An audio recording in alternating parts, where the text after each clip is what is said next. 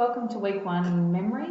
This week we're going to talk about mnemonics and memory reconstruction. We've already spoke about memory reconstruction last week in class, but I'm just going to give you some concrete notes on that topic as well. So mnemonics are basically techniques or things that we can do to actually enhance our memory and to make memory recall easier. You probably already use a lot that don't have formal names, so thinking about things that rhyme with things, such as Herman the German. That's an example of a mnemonic. However, the types that you actually have to know are called acronyms, acrostics, and narrative chaining. There are other ones. Some books talk about the method of loci and the peg-word method, but you won't be examined on these, but feel free to read about them. They all have some very common characteristics. These are definitely the three that you must know about. So acronyms basically are the pronounceable words that are made up of the first letter of the items you're trying to remember. And that word pronounceable in there is really important in the definition.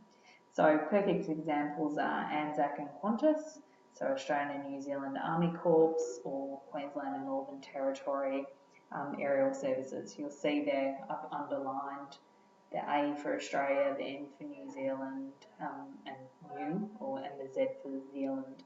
And you can see that Anzac is a word that we can say, so that's pronounceable.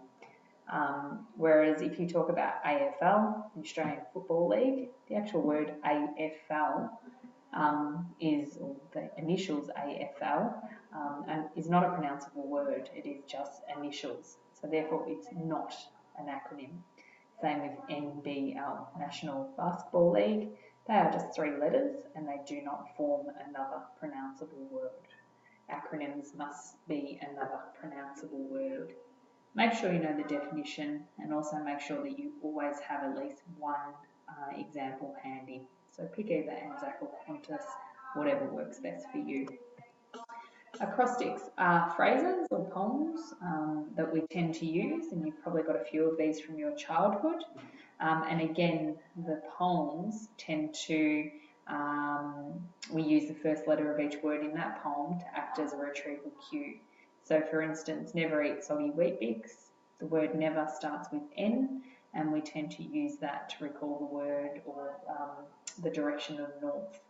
Eat starts with E, and we therefore have the letter E to retrieve the word east. And that's how we remember where north, south, east and west is. So never eat soggy Weet-Bix. Some people have got one for the planets, my very energetic mother, and it goes on. Too many planets to write that one down, but you get the idea.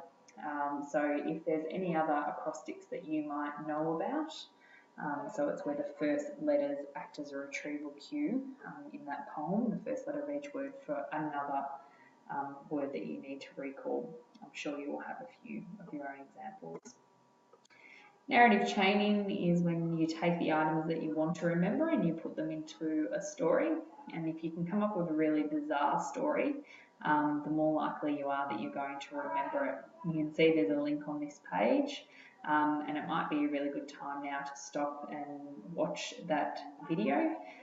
This was the other video that you had set for homework, and it shows you a really good example of narrative chaining and puts it into context.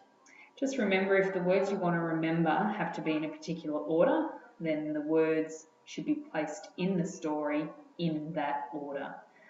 This was an exam question last year, and a lot of people only received half the marks because they were able to accurately tell the examiner what narrative chaining was, putting items to be remembered into a story. But the question specifically asked about what can we do to help us remember the words in order. So therefore the words should appear in the story in the same order that you would like to recall those words. We'll talk about that a little bit more in class as well. But watch the video, press pause on this and come back to it. Eyewitness testimonies is something else that we've already discussed this week, but like I said, I'd like to just go through and give you some info on it. You've already watched the video link there, so that's Elizabeth Loftus's video there about why false memories are created, misleading, leading questions, and memory reconstruction. Hopefully you've got some notes in your book as well from last week about Loftus and Palmer's research about using the scenario of a car accident and using the descriptive word of smash or hit. And when people heard that word smash, they were more likely to say the cars were going faster. From this, we know that misleading or leading questions can lead to memory reconstruction, but we also know other things can lead to memory reconstruction, such as our own experience, the media, who we talk to, and we know that the amount of time between when we form the memory and recall, if there's a greater amount of time, that means a greater number of influences, and therefore the more likely that that memory will be reconstructed. So memories are definitely reconstructive in nature. We build on our memories. We are guilty of doing this, and other people are guilty in contributing to this for us. We know that misinformation can be implanted, and Elizabeth Loftus has showed in some of her research that she can plant memories such as you were attacked by a dog, you had a drowning type incident, and we know that these people have believed those memories. Not 100% of people, but the research certainly indicates that it's possible. We know that there's definitely differences between reality and recall, and that can be something that we as people are not consciously aware of, but unfortunately it's just something we have to deal with. And it's a really interesting area at the moment. We've discussed in class the ethics behind a lot of this research and also where this research might be leading. What does this mean?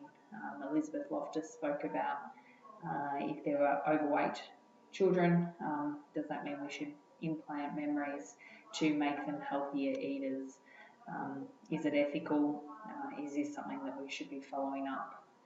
Lots to consider in this particular area. That's it in terms of content this week. We're only going to go through those acrostics and then go back over our orientation work and the eyewitness testimonies, and next week we'll start the theories of forgetting. You will remember I asked you to complete a survey, and this is the link to that survey.